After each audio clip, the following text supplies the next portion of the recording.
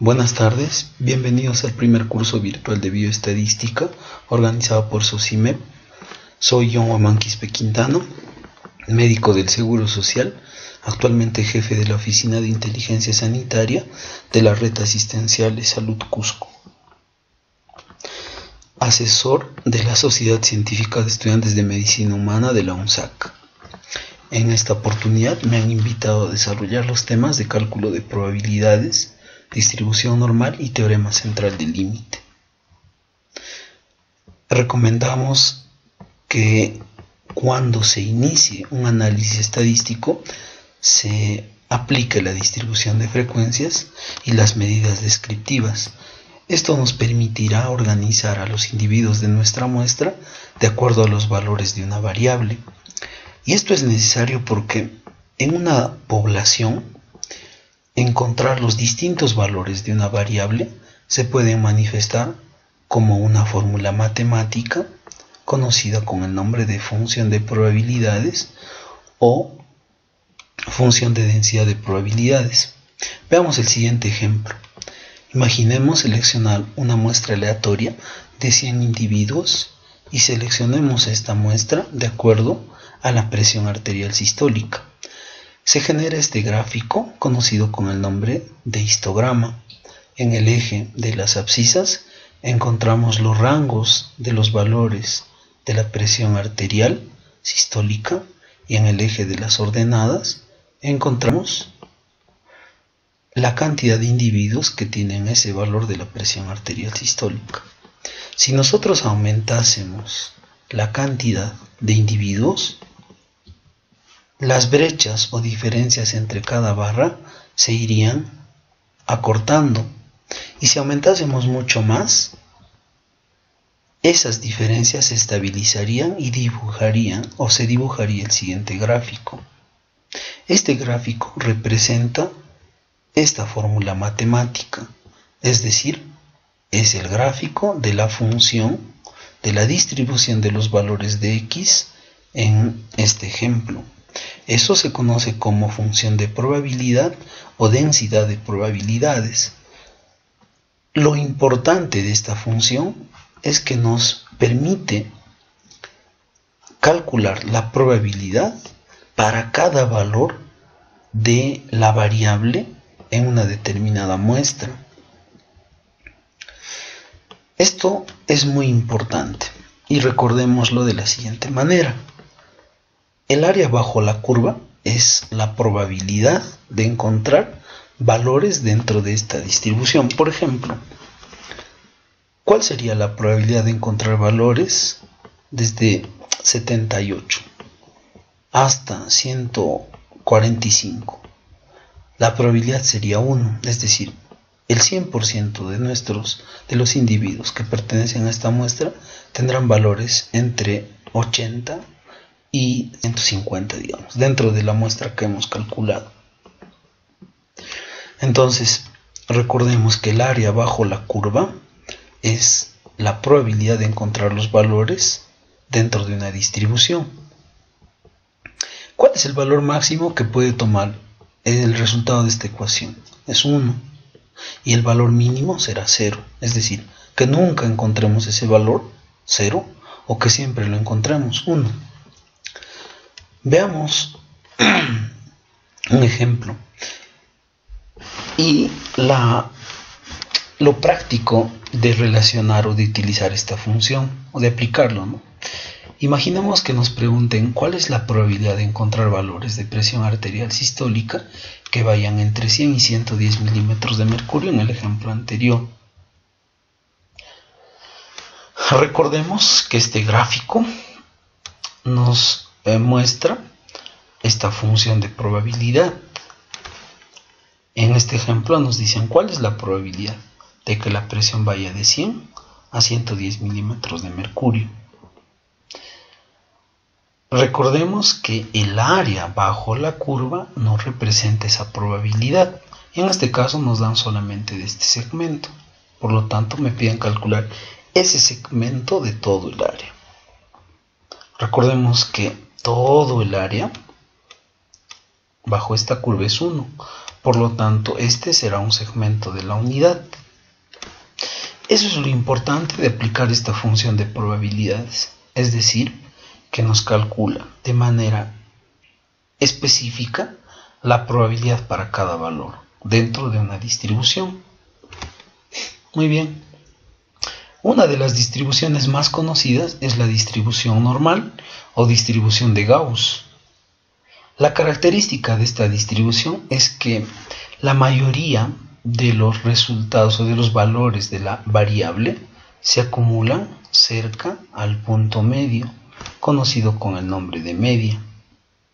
Y a medida que nos vamos alejando de la media, la probabilidad de que se presenten esos valores va disminuyendo.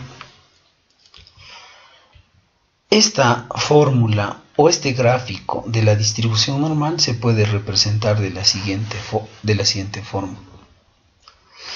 Esto nos permite calcular de manera independiente la probabilidad de encontrar cualquier resultado de una variable, en este caso x, cualquier valor de una variable en esta distribución. Y si ustedes observan la fórmula, se darán cuenta que las únicas variables acá son la media muestral y la desviación estándar. Entonces, para concluir, la probabilidad de un determinado valor de la variable dentro de una distribución normal dependerá de la media y la desviación estándar. Ahora, como nomenclatura, cuando decimos que x pertenece a una distribución normal, lo podemos expresar de la siguiente manera. X sigue a una distribución normal con media mu y desviación estándar sigma.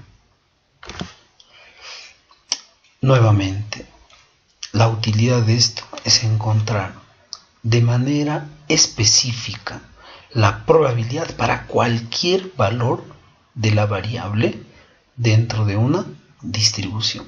Y recordemos finalmente que esa dependerá de la media y la desviación estándar. La distribución normal además cumple algunas características muy importantes. En primer lugar, que el punto medio es la media o promedio. Y esta siempre va a ser igual a la mediana y siempre va a ser igual a la moda. ¿Por qué es igual a la mediana? Es el punto medio de toda la distribución de valores. Es decir, que existe la mitad de valores superiores y la mitad de valores inferiores. Y por eso esta media es igual a la mediana. ¿Y por qué es igual a la moda? Recordemos que la moda es aquel valor que se repite con mayor frecuencia en una determinada muestra, en este caso, o población. En este caso, recordemos que en el eje de las ordenadas está el número de individuos que tienen esa variable. Y en este caso, el valor que se repite más, justamente es el que está en el medio, en la media. Por lo tanto, no olviden que en una distribución normal siempre la media es igual a la moda y es igual a la mediana. Además, se cumple que existe un 50% de probabilidad de encontrar individuos con valores mayores o 50% de probabilidad de encontrar valores inferiores a la media en nuestra muestra. Ahora, también se cumple que si nosotros generamos unos intervalos de la siguiente manera: la media menos una desviación estándar, es decir, menos una desviación estándar a la izquierda y más una desviación estándar a la derecha, se genera ese intervalo y encontramos que existe un 65% de probabilidad de encontrar los individuos dentro de ese intervalo. Si nosotros quitamos dos desviaciones estándar y aumentamos dos desviaciones estándar a la media, entonces la probabilidad de encontrar a individuos dentro de ese intervalo es del 95%. Y si aumentásemos y quitásemos una desviación estándar más a la derecha y a la izquierda, encontraríamos el siguiente intervalo, es decir, desde media menos 3 desviaciones estándar hasta media más 3 desviaciones estándar. Encontraríamos en este caso una probabilidad del 99% de encontrar los resultados de la variable dentro de esta distribución normal, del valor de la variable dentro de esta distribución normal, perdón. Bueno, entonces, para concluir, el gráfico nos dibuja la función de la probabilidad de encontrar los valores de la variable dentro de esta distribución normal. La aplicación de esto es muy importante. Estandaricemos la fórmula de la siguiente manera. Esta constante z depende de cualquier valor de x menos la media entre la desviación estándar. Esto es muy importante porque este z es una constante en la que se han generado tablas con las probabilidades dependiendo de los valores del z. Así que se hace práctico para calcular o resolver ejercicios. Entonces, repito nuevamente, el z, que es una constante, dependerá de cualquier valor de x, valor de la variable, dependerá de la media y de la desviación estándar. Al calcular el z y buscar la probabilidad de ese z en la tabla, tenemos resuelta cualquier interrogante para calcular probabilidades en una distribución normal. Veamos un ejemplo, hagámoslo práctico. Supongamos que el peso de los estudiantes tiene una distribución normal con las siguientes características: una media de 50 y una desviación estándar de 9. Nos preguntan cuál sería la probabilidad de que en una observación al azar tomemos un valor mayor a 63 kilogramos. Es decir, tenemos una media de 50 y nos preguntan qué probabilidad existe de que encontremos valores mayores a 63 kilogramos. Recordemos que el z dependía, esa constante dependía del valor de la variable menos la media entre la desviación estándar. ¿Qué nos han pedido ayer? Nos han pedido cuál es la probabilidad de que los valores de x sean mayores a 63. En ambos extremos de la ecuación ponemos las variables. X menos 50 entre 9 sea mayor a 63 menos 50 entre 9. Por lo tanto, reemplazando, x menos 50 entre 9 es igual a z, ¿no es cierto? Es la probabilidad de que z sea mayor a 63 menos 50 es 7. 7 entre 9 es 1,4. Entonces, buscamos en la tabla el valor para z igual a 1,4. La probabilidad cuando z es igual a 1,4 es de 0,925. ¿Eso qué significa? Significa que la probabilidad de encontrar valores menores o iguales a 63 es igual a 0,925. Y a mí me piden calcular cuál es la probabilidad de encontrar valores mayores a 63 kilogramos. Por lo tanto, este área bajo esta curva se calcularía restando de toda la unidad este segmento grande, este segmento de gráfico grande, que era igual a 0,925. Todo el área bajo la curva es 1 menos este segmento 0,925 sería igual a 0,075. O lo mismo que decir, la probabilidad de encontrar resultados valores mayores a 63 es de 7.5%. Entonces, esta es lo práctico de la estandarización de la fórmula. Es decir, el z dependerá solamente del valor, de cualquier valor de la variable, de la media y la desviación estándar. Y en esas tablas estandarizadas podemos encontrar el valor de la probabilidad para cualquier z. Muy bien. Otra recomendación: cuando nosotros empezamos el análisis estadístico, es necesario contrastar si nuestra muestra tiene una distribución normal, y para eso existen algunos métodos gráficos y un método muy utilizado que es la prueba de Kolmogorov-Smirnov. Estos nos permiten contrastar si nuestra prueba es normal o tiene una distribución normal o no, para ver qué tipo de análisis estadístico vamos a utilizar posteriormente. Entonces, vamos a hacer un ejemplo en el programa SPS. Acá tenemos las muestras que habíamos visto en el ejemplo anterior. A ver, vamos a ver la muestra de los 100 individuos, que es esta.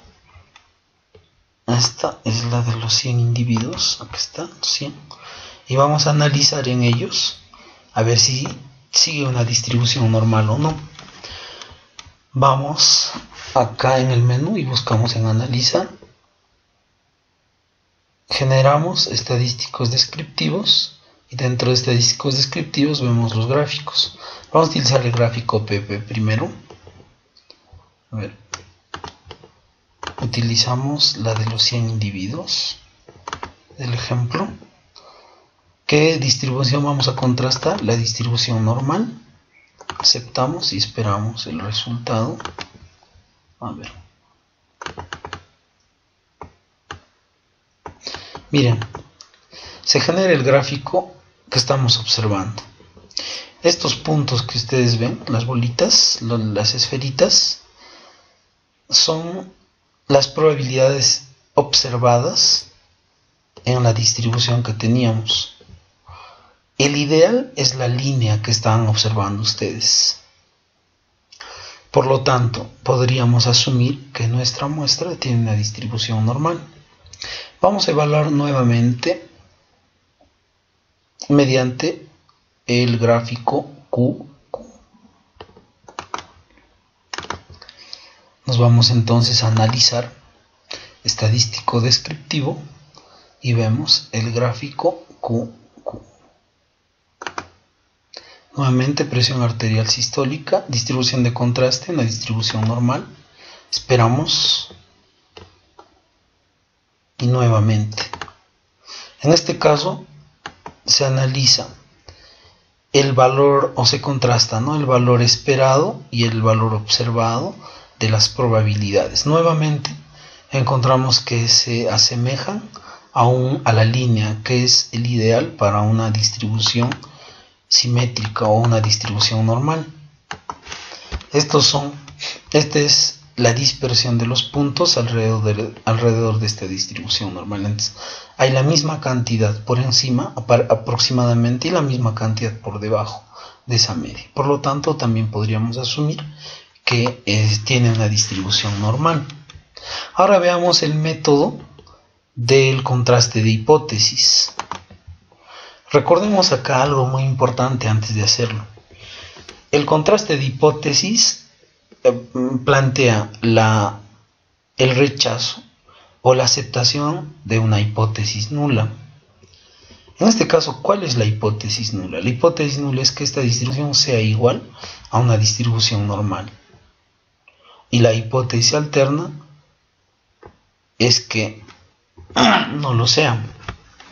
Por lo tanto, empezamos a analizar. Nos vamos a pruebas no paramétricas. Buscamos la prueba o el test para una sola muestra. Presión arterial sistólica 1 es la que es de los 100 individuos de la muestra. Aceptamos y observamos. A ver, ¿qué nos dice? Nos dice que para estos 100 individuos se ha calculado una media de 102 y una desviación estándar de 7.8. Nos dice que el P es de 2,2. ¿Qué significa eso? Significa que debemos rechazar la hipótesis alterna y aceptar la hipótesis nula. En este caso, que nuestra distribución es una distribución aparentemente normal. ¿Por qué? rechazamos la hipótesis alterna porque el nivel de significancia es mayor que 0,05. Muy bien, continuamos entonces. La segunda recomendación, no se olvide, al realizar el análisis estadístico es hacer los contrastes de normalidad. Y hay métodos gráficos y métodos de contraste de hipótesis. Muy bien, el siguiente tema que me han encargado en esta oportunidad es el teorema central del límite, que no es más otra cosa que la explicación de lo anterior. En realidad, si nosotros vamos acumulando el número de individuos de observación,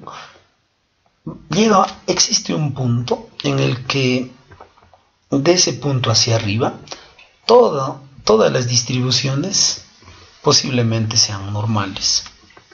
Entonces acá se cumple lo siguiente: si seleccionamos varias muestras aleatorias de tamaño n de alguna variable que sigue una distribución y registramos la distribución de las medias de cada muestra, entonces la distribución de las medias se aproxima a una distribución normal si se tienen muestras de tamaño grande. Veamos un ejemplo.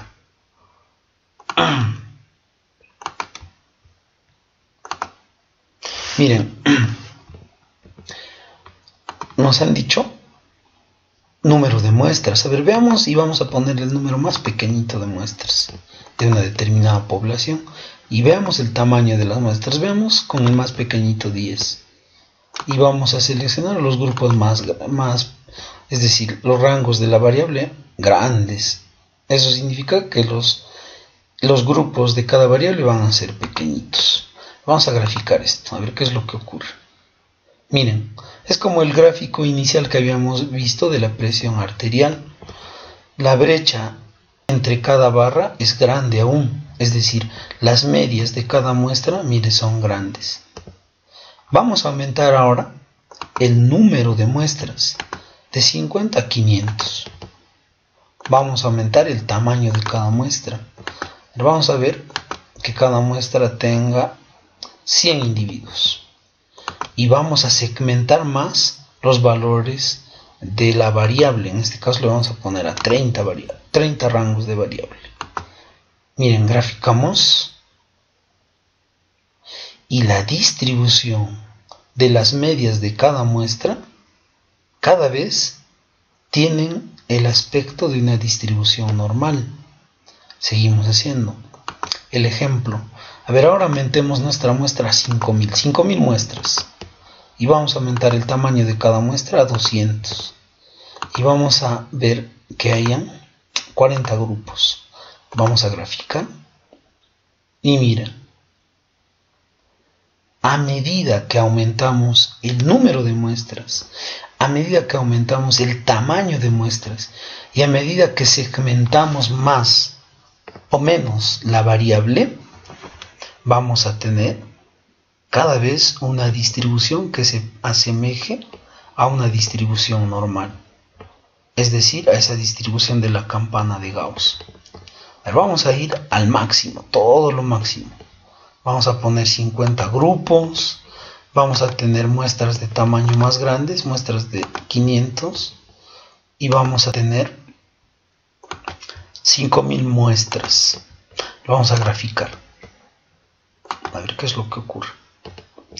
Entonces, ¿cuál es el concepto? Miren lo que se grafica cuando le ponemos el máximo. Si se dan cuenta, la brecha entre cada media de cada muestra se ha ido estandarizando, se ha ido igualando y se ha graficado una curva exactamente similar a la de la distribución normal. Entonces, ¿qué es lo que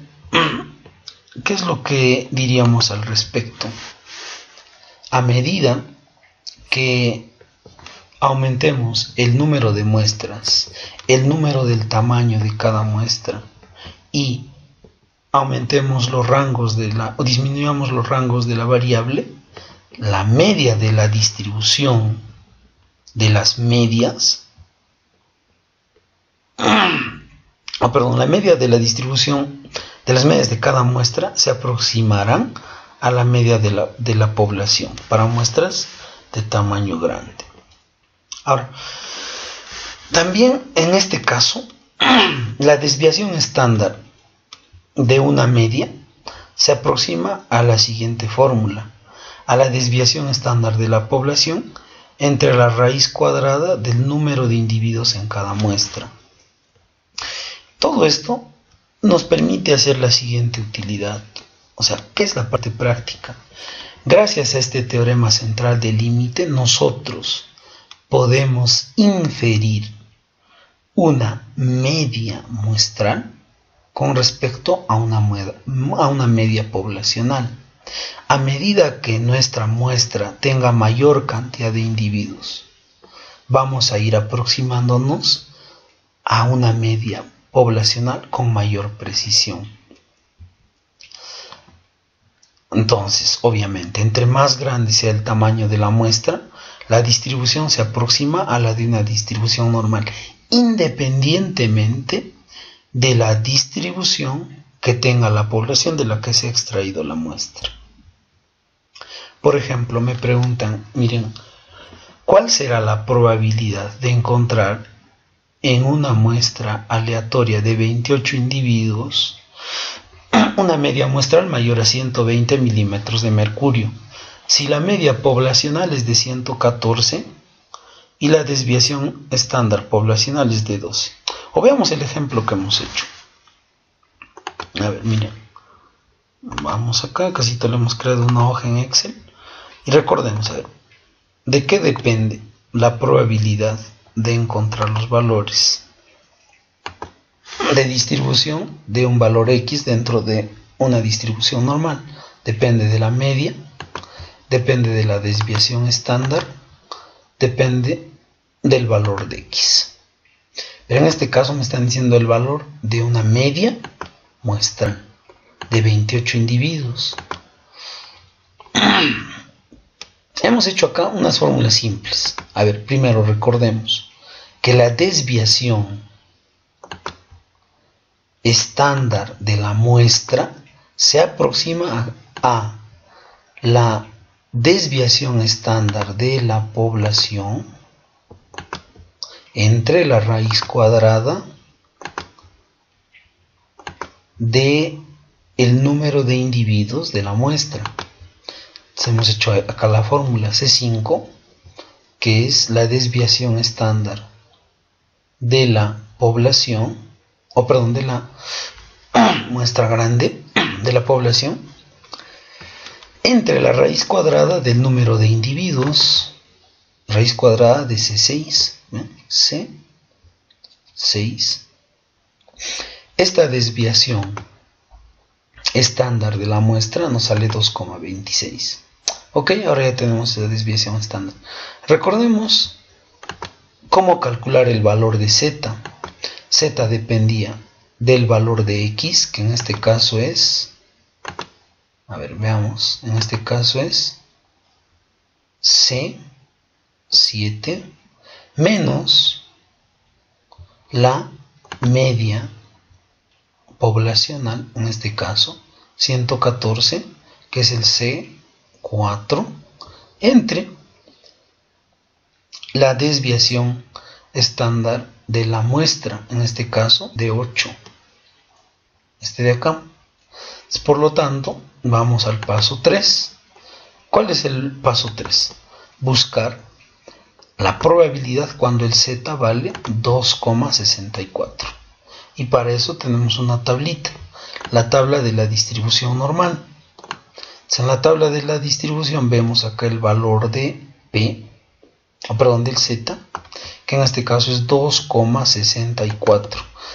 Acá en la parte de la primera columna encontramos el valor entero del Z y acá los decimales, nos da 2,64. Acá está 2,64, sería el valor de P 0,99573. Entonces vamos nuevamente, el valor de P cuando z es 2,64 es de 0,99573. Por lo tanto, ¿cuánto sería la diferencia? ¿Cuánto sería la probabilidad de encontrar valores mayores a 120 milímetros de mercurio? Recordemos, veamos el ejemplo en el Excel. Nos ha salido 0,99573, por lo tanto, hacemos simplemente la diferencia de la totalidad, 1 menos 0,99573, que sale 0,0043. Y si le damos el valor de porcentaje, se transforma en 0,43%. Por lo tanto, la probabilidad de que encontremos una muestra con una media de 120 será de 0,4%. Eso significa que la mayoría de los individuos tienen presiones aparentemente normales. Muy bien, entonces de esta manera concluimos esta primera clase. Espero que haya sido de mucha utilidad para ustedes. 3 cosas para no olvidar. Primero, cuando iniciemos el análisis estadístico, no se olviden de generar la distribución de las frecuencias y aplicar métodos descriptivos como medias, desviaciones, etc. ¿Por qué es importante este primer punto? Esto nos permite tener una aproximación de la distribución de los individuos de acuerdo a una determinada variable en un estudio que estemos realizando. Punto número 2. Esto nos permite encontrar la probabilidad para cualquier valor de nuestra variable en la muestra. Punto número 3.